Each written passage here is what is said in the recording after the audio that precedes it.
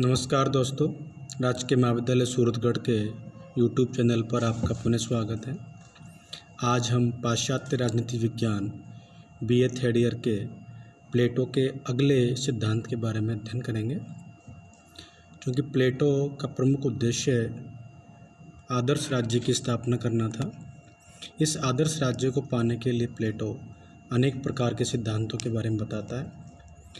इस सिद्धांत से पहले हमने प्लेटो के न्याय सिद्धांत के बारे में पढ़ा है। प्लेटो का यह सिद्धांत, प्लेटो का शिक्षा का सिद्धांत जो है वो आदर्श राज्य की एक अगली कड़ी के रूप में देखने को मिलता है। इस सिद्धांत में प्लेटो जो वहाँ प्रचलित सिद्धांत थे उन सिद्धांतों में कमियां निकाल करके उनको नकारता है, या यूँ कहें कि प्लेटो के समय एथेंस और स्पार्टा की जो शिक्षा पद्धतियाँ थी उन दोनों शिक्षा पद्धतियों में से प्लेटो ने कुछ अपने तत्व निकाल करके दोनों सिद्धांतों में, दोनों शिक्षा पद्धतियों में समन्वय करने की कोशिश करी है।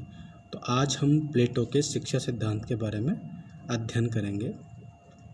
प्लेटो अपने न्याय सिद्धांत में कहता है कि राज्य के समस्त नागरिकों में सामंजस्य और स्वधर्म का पालन करना ही न्याय है। अर्थात हम यूँ कहें, प्लेटो ये कहता है कि समाज के अंदर सभी व्यक्तियों में सामंजस्य होना चाहिए और साथ साथ सभी व्यक्तियों को अपने धर्म का पालन करना चाहिए। यहाँ धर्म का अर्थ धर्म विशेष से नहीं है, धर्म का मतलब है कार्य से है।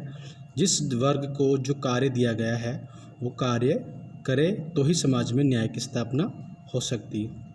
चूँकि प्लेटो ने आत्मा के 3 गुण बताए हैं और उन 3 गुणों के आधार पर ही समाज का 3 वर्गों में वर्गीकरण करा है, जैसे कि शासक वर्ग, सैनिक वर्ग और उत्पादक वर्ग। शासक वर्ग का गुण है विवेक, और विवेक का मतलब है कि वो शासन करेगा। सैनिक का है साहस, और साहस का हुआ कि वो राज्य की रक्षा करेगा। उत्पादक वर्ग का जो गुण है वो तृष्णा है। तृष्णा के आधार पर वो उत्पादन कार्यों में विशेष कार्य करेगा। अर्थात इनका धर्म यह हुआ शासन करना, रक्षा करना और उत्पादन करना। तो स्वधर्म का पालन करने का तात्पर्य प्लेटो का यहाँ यह है। इस उद्देश्य की प्राप्ति के लिए प्लेटो 2 प्रमुख साधनों के बारे में बताता है कि समाज में किस प्रकार से सामंजस्य रहे और सब व्यक्ति अपने धर्म का पालन करें, अर्थात अपने कर्तव्यों का निर्वहन करें। इसके लिए प्लेटो शिक्षा और साम्यवाद जैसे सिद्धांतों के बारे में बताता है। क्योंकि हमारा यहाँ बिंदु है शिक्षा सिद्धांत। प्लेटो अपने ग्रंथ रिपब्लिक में शिक्षा के बारे में विस्तार पूर्वक लिखता है। रूसो, जो कि एक सामाजिक विचारक है जिन्होंने सोशल कॉन्ट्रैक्ट नामक किताब लिखी है, उसमें इन्होंने बताया है कि रिपब्लिक राजनीति शास्त्र का ही नहीं बल्कि शिक्षा पर लिखा गया आज तक का सर्वश्रेष्ठ ग्रंथ है। बार्कर एक थिंकर है जो प्लेटो की शिक्षा सिद्धांत के बारे में कहते हैं कि शिक्षा मानसिक व्याधि को दूर करने का एक मानसिक उपचार है।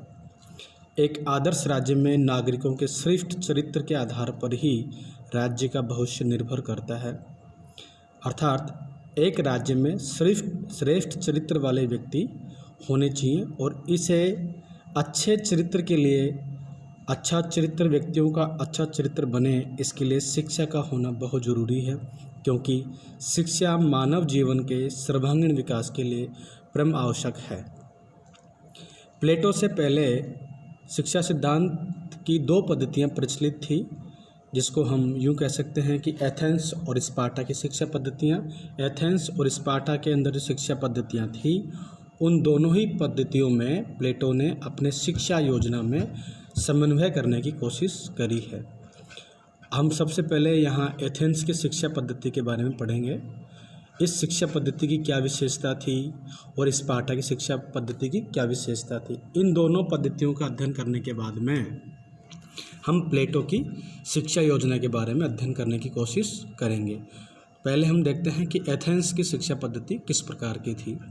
इसमें शिक्षा का दायित्व परिवार का, राज्य का कोई इसमें हस्तक्षेप नहीं करता था। अर्थात हम यूँ कहें कि यह राज्य नियंत्रित शिक्षा नहीं थी। एथेंस की शिक्षा जो थी वो राज्य कंट्रोल्ड नहीं थी। इसमें एथेंस की शिक्षा पद्धति के अंदर 3 प्रकार के पाठ्यक्रम थे। पहला था प्रारंभिक शिक्षा, माध्यमिक शिक्षा और सैनिक शिक्षा। मतलब एथेंस की शिक्षा को हम 3 भागों में बांट सकते हैं, प्राथमिक, माध्यमिक और सैनिक शिक्षा। प्राथमिक शिक्षा जो कि 6 साल से लेकर के 14 साल तक चलती है, इसका जो मुख्य विषय होगा पढ़ना लिखना, संगीत और व्यायाम करना, इसके प्रमुख सिलेबस के अंग होंगे।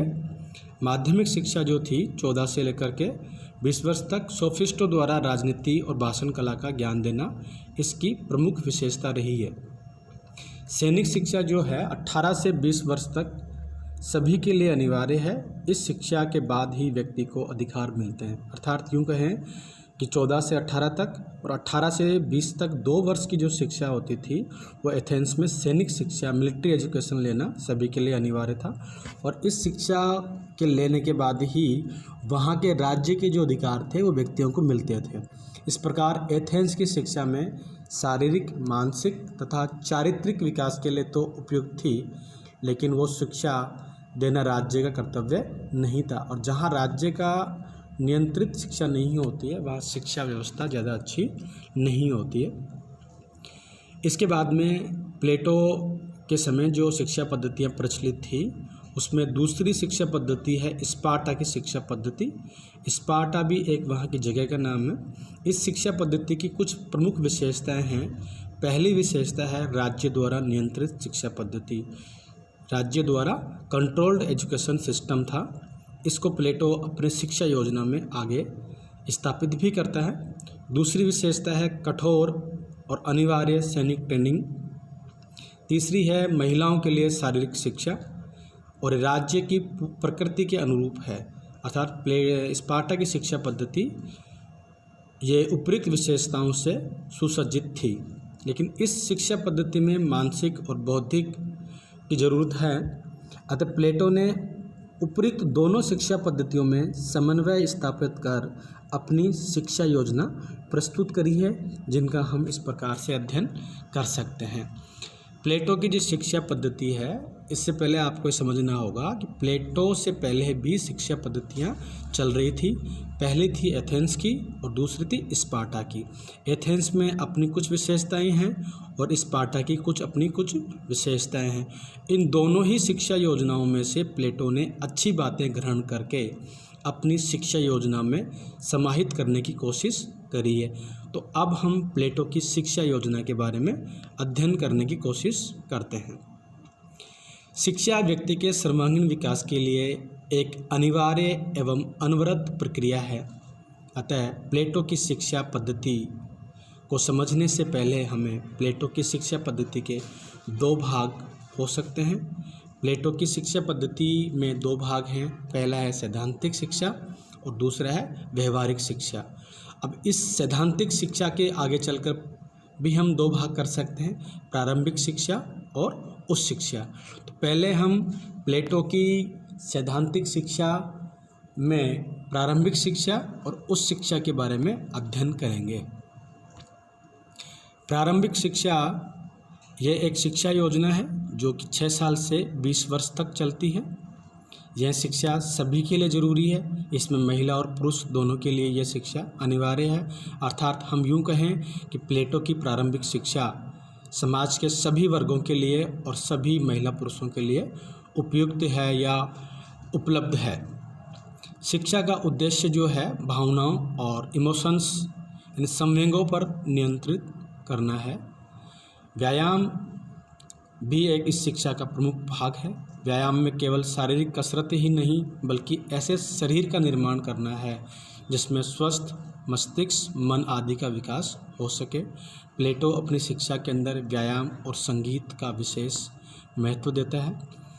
मन की शिक्षा के लिए भावनाओं को जगाना, इस शिक्षा में संगीत, कला और साहित्य पर विशेष बल दिया गया है। चरित्र पर बुरा प्रभाव डालने वाले साहित्यों और कला पर प्लेटो राज्य द्वारा प्रतिबंध लगाना चाहता है ताकि युवा पीढ़ी ऐसा जो चरित्र पर बुरा प्रभाव डालने वाले साहित्य और कला हैं उनको नहीं देख सके। अगर ऐसा देखेंगे तो उनका ध्यान डाइवर्ट हो जाएगा। 18 से 20 वर्ष की आयु पर प्लेटो सैनिक शिक्षा की व्यवस्था भी करता है, जैसा कि आपको स्पार्टा की सैनिक शिक्षा में देखने को मिला है। अब प्रारंभिक शिक्षा के बाद में प्लेटो उस शिक्षा की व्यवस्था करता है। यह शिक्षा 20 वर्ष से 35 वर्ष तक चलती है। वो 6 से 14 थी और 14 से 18, 18 से 20। अब इसके अंदर 20 वर्ष से 35 वर्ष तक हायर एजुकेशन की व्यवस्था प्लेटो करता है। प्रारंभिक शिक्षा सभी के लिए है, लेकिन उच्च शिक्षा केवल कुछ प्रतिभा संपन्न व्यक्तियों के लिए ही है, जो कि 20 वर्ष की आयु के बाद एक एग्ज़ाम होती है। उस एग्ज़ाम में जो बच्चे पास होते हैं उन्हीं को केवल ये उच्च शिक्षा प्राप्त होती है। 20 वर्ष की आयु के बाद एक बौद्धिक और क्रियात्मक परीक्षा का आयोजन होता है, जिसमें जो उत्तीर्ण होते हैं उनके लिए उस शिक्षा की व्यवस्था प्लेटो अपनी शिक्षा योजना में करता है। लेकिन जो बच्चे अनुत्तीर्ण हो जाते हैं, फेल हो जाते हैं, उनको प्लेटो सैनिक बनाता है या उत्पादक वर्ग में डाल देता है। यह शिक्षा केवल कुशाग्र और योग्य व्यक्तियों को ही दी जाएगी, क्योंकि आगे चलकर ये योग्य व्यक्ति ही, विवेकशील व्यक्ति ही प्लेटो का दार्शनिक शासक बनेगा। शासन में विवेक और बुद्धि का गुण होना चाहिए, ऐसा प्लेटो कहता है। अतः प्लेटो अपने पाठ्यक्रम में गणित, ज्योतिष और तर्कशास्त्र पर विशेष बल देता है। प्लेटो की जो एकेडमी थी उसके प्रवेश द्वार पर लिखा हुआ था कि ऐसा कोई व्यक्ति इसमें प्रवेश नहीं करे जो गणित और लॉजिक तर्कशास्त्र का ज्ञान नहीं रखता हो। प्लेटो की एकेडमी जो है उसका ये ध्येय वाक्य था। 20 वर्ष से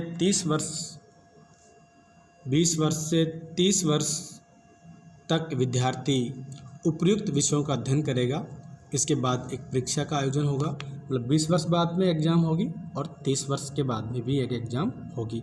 इस परीक्षा में असफल व्यक्ति को साधारण अधिकारी बनाया जाएगा, मतलब जो अगर फेल हो जाता है तो उसको साधारण अधिकारी बनाया जाएगा, जो कि छोटे मोटे काज ये देखेगा।